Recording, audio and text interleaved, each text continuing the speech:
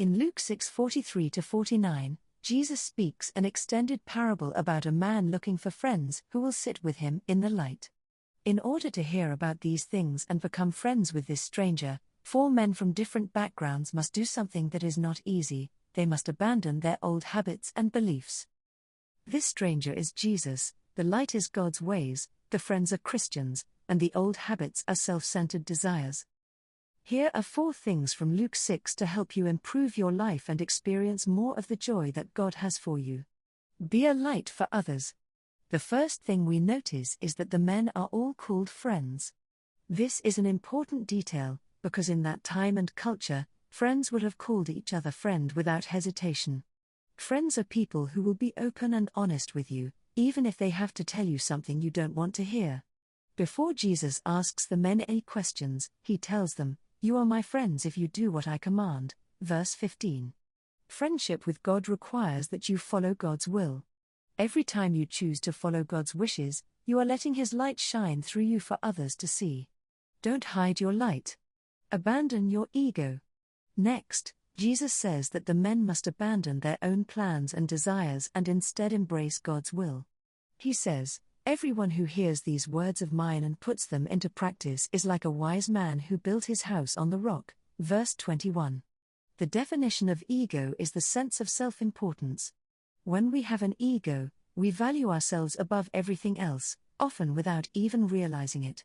Ego can keep us from believing God when He has something to say.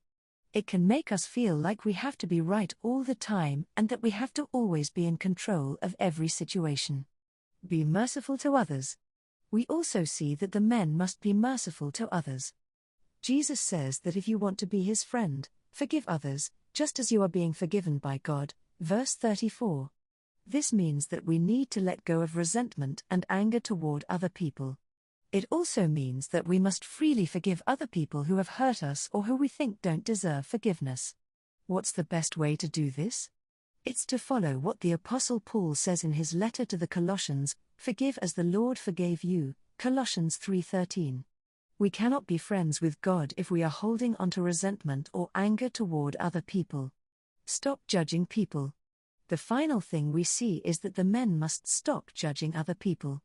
Jesus says, "Do not judge, and you will not be judged. Do not condemn, and you will not be condemned. Forgive, and you will be forgiven." Verses 34 and 35. If you want to be friends with God, you must not judge or condemn other people.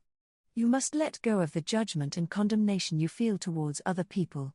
It's important to understand that Jesus does not want us to ignore sin or be ignorant about what is right and wrong. He wants us to be wise and discerning as we seek God's will. In conclusion, if you want to have more, then start by following Jesus' example. Be a light for others, abandon your ego, be merciful to others, and stop judging people. This is the path to becoming a better, more Christ-like person and enjoying more of the life that God has to offer you.